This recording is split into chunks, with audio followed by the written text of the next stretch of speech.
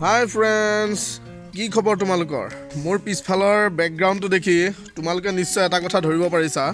হয়, মই আজি মোৰ পাচলিৰ বাগানখন তোমালোকক দেখুৱাবলৈ ওলাইছোঁ। আহাচোন। প্ৰথমতে মোৰ এই পানীলাও গছজোপিত লাগি থকা পানীলাওখিনি তোমালোকক দেখুৱাই লওঁ।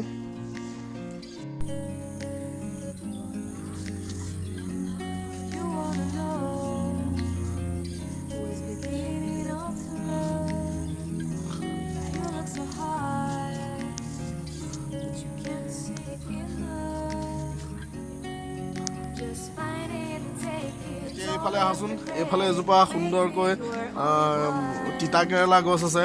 মই তিতা কেৰেলা ধুনীয়াকৈ লাগি আছে, মই দেখুৱাম তোমালোকক। চোৱাচোন, এয়া দেখিছানে? এয়া হ'ল তিতা কেৰেলা।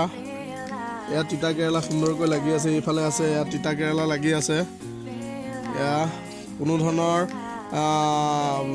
সাৰ প্ৰয়োগ নকৰাকৈ একমাত্ৰ গোবৰ সাৰ ওপৰত নিৰ্ভৰ কৰি হোৱা এইবিলাক দেখিছেনে? কি সুন্দৰকৈ লাগি আছে। সেইফালে ওপৰতো আছে কেৰেলা, এটা মোৰ খুব প্ৰিয় পাচলিৰ ভিতৰত তিতা কেৰেলাটো। এইফালে লেচাৰী মাহ কেইজোপামান আছে। আহাচোন, লেচাৰী মাহ কেইজোপামান মই দেখুৱাই লওঁ। সুন্দৰকৈ লাগিবলৈ ধৰিছে লেচাৰী মাহ কেইজোপা। এয়া লেচাৰী মাহ দেখিছানে? এয়া সুন্দৰকৈ লেচাৰী মাহ লাগিছে। এইফালে তলত আছে, এয়া তলত এয়া লেচাৰী মাহ লাগিছে। সুন্দৰকৈ লাগিবলৈ ধৰিছে। একমাত্ৰ গোবৰ সাৰ প্ৰয়োগ কৰিছোঁ ইয়াত কোনো ধৰণৰ বৈজ্ঞানিক সাৰ প্ৰয়োগ কৰা নাই। সুন্দৰকৈ লাগিবলৈ ধৰিছে লেচাৰী মাহজোপা। বেঙেনাটো তোমালোক সকলোৱে দেখিছা। ভোলা বেঙেনা, সৰু বেঙেনা, এনেকুৱা বিভিন্ন ধৰণৰ বেঙেনা দেখিছা। মোৰ ঘৰত এজোপা স্পেচিয়েল বেঙেনা আছে। মই এই বেঙেনাজোপা দেখুৱাইছোঁ। কোনে কোনে দেখিছা মোক কমেণ্ট বক্সত লিখি পেলাই দিবাচোন। এইটো এটা বেঙেনা, এইটো জাতৰ বেঙেনা কোনে কোনে দেখিছা? এইটো বেঙেনা দেখিছেনে? এই জাতৰ বেঙেনা কোনে কোনে দেখিছা মোক কমেণ্ট বক্সত লিখিবা দেই। এইটো মই বেঙেনাটো আকৌ এবাৰ দেখুৱাইছোঁ। এইটো হ'ল বেঙেনা। এইটো হ'ল এটা বেঙেনা।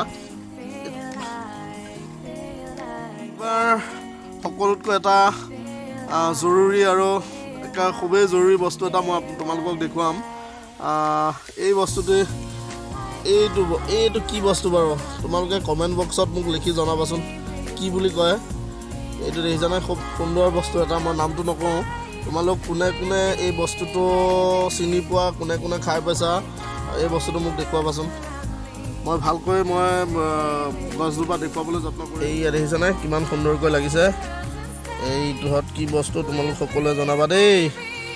এইটো লাগিছে, এইফালে লাগি আছে। এইয়া দেখিছানে? এইয়া লাগি আছে, এয়া লাগি আছে। এইফালে এডাল গছ আছে, এইডাল গছত লাগিছে। এইবিলাক লাগিছে দেখিছানে? পিঁয়াজৰ খেতি কৰিছিলোঁ। আহাচোন, সেইখিনি এবাৰ দেখুৱাবলৈ যত্ন কৰোঁগৈ। এইফালে আছে মোৰ পিঁয়াজখিনি। এইয়া দেখিছেনে? এইবোৰ পিঁয়াজ হয়।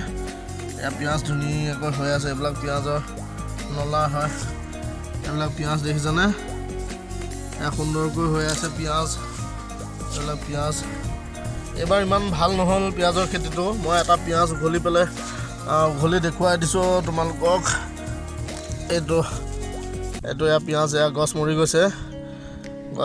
এইটো পিঁয়াজ।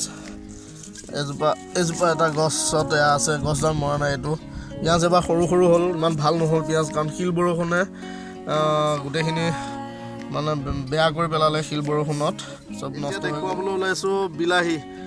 এয়া চোৱাচোন বিলাহী। মই লাহেকৈ দেখুৱাম। এয়া হ'ল বিলাহী।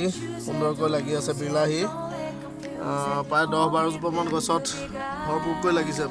খুব সুন্দৰ বিলাহী লাগি আছে। এইফালে এইজোপা ভাতকেৰেলা দুই এটা লাগিব ধৰিছে। মই এবাৰ বেক কেমেৰাটো কৰি পেলাই মই এবাৰ দেখুৱাবলৈ যত্ন কৰিম ভাতকেৰেলা লাগি থকা। এয়া হ'ল ভাতকেৰেলা। এয়া ভাতকেৰেলা লাগিছে। এডাল ভাতকেৰেলা গছ এয়া ফুলিছে। এয়া সুন্দৰকৈ এডাল ভাত কেৰেলা গছ সেইফালে সেয়া ফুলিছে গছ খুব চাপৰতে লাগিছে এইজোপা মধুৰি গছ দেখিছানে এইজোপা হ'ল মধুৰি গছ চাপৰতে লাগিছে দেখিছে এয়া মধুৰি লাগিছে এবাৰ প্ৰথম লাগিছে মধুৰিজোপা খুব চাপৰতে লাগিছে দেখিছানে এয়া মধুৰি এইফালে মোৰ তিহুৰ বাগান এখন আছে মই তিহুৰ বাগানখন দেখুৱাবলৈ যত্ন কৰিম তিহুৰ বাগান বুলি মানে বাগান নহয় ঠিক 4জোপামান গছ আছে সুন্দৰকৈ লাগিবলৈ ধৰিছে এইজোপা হ'ল তিহু গছ এয়া দেখিছানে এয়া হ'ল তিহু কিমান ফুলিছে গছডাল দেখিছানে এইবিলাক ফুলিছে এইটো তিহু লাগিব ধৰিছে এজোপা হ'ল তিহু গছ এয়া ধুনীয়াকৈ লাগিছে এইটো তিহু লগতে তিহু চাংখনৰ তলতে ৰঙালাও আছে মই ৰঙালাও দেখুৱাবলৈ যত্ন কৰিম এয়া দেখিছেনে কিমান ধুনীয়াকৈ ফুলিছে তিহু এইটো কলি পেলাইছে বাকী গোটেই গছডাল ধুনীয়াকৈ ফুলিব ধৰিছে মই তলৰ পৰা দেখুৱাইছোঁ গছডাল ফুলিছে দেখিছেনে গছডাল ফুলিছে তাৰপিছত এতিয়া মই ৰঙালাও দেখুৱাম এয়া বাগানৰ তলতে ৰঙালাও সোপা চব বেয়া হৈ গৈছে এই ডালফলীয়া নে কেৰকেটুৱা কি কয় আহি চব নষ্ট কৰি পেলাইছে এইবিলাক ৰঙালাও ভালে আছে ৰঙালাও ইয়াত আহি এইটো ৰঙালাও দেখিছেনে ৰঙালাও দুই এটা ভাল হৈ আছে বহুতো নষ্ট হৈ গৈছে ৰঙালাও এইটো নষ্ট হৈ গ'ল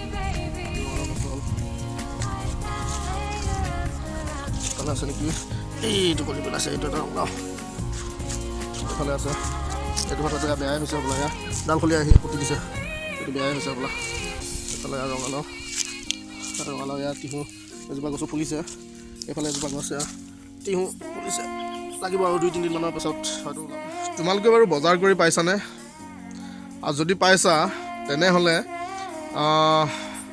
বিশেষকৈ মাক সুধিবাচোন যে এই কেঁচা শাক পাচলিবোৰ কিমান দিন ভাল হৈ থাকে কাৰণ আমি দেখিবলৈ পাওঁ বজাৰৰ পৰা বাছি ভালৰো ভাল পাচলি অনাৰ পিছত ঘৰত দুদিন থকাৰ পিছতে সেইবোৰ মানে পকি যায় বা গেলি যায় এইবোৰ কি কাৰণে হয় তোমালোকে জানা নিশ্চয় কাৰণ সেইবিলাক হাতত বহুতো সাৰ প্ৰয়োগ কৰে কাৰণ আজি